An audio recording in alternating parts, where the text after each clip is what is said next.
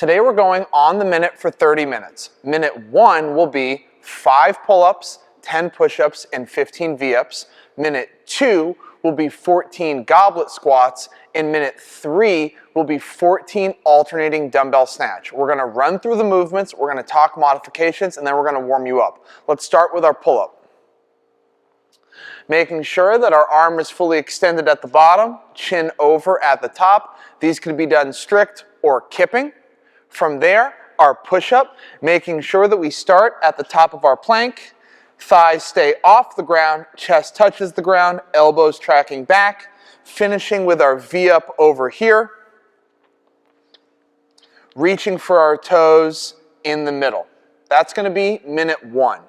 Now, from there, we'll get into our goblet squat.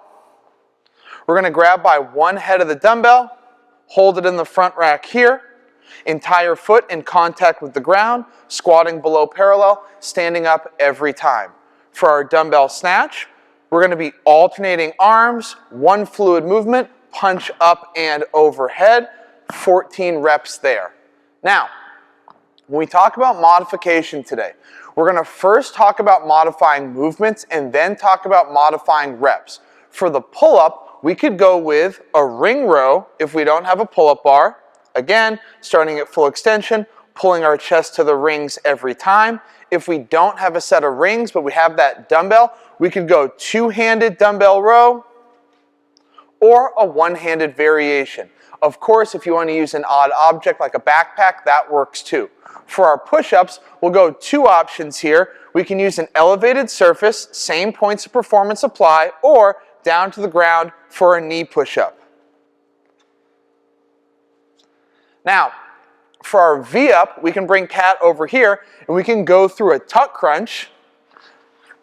You might also call these a suitcase.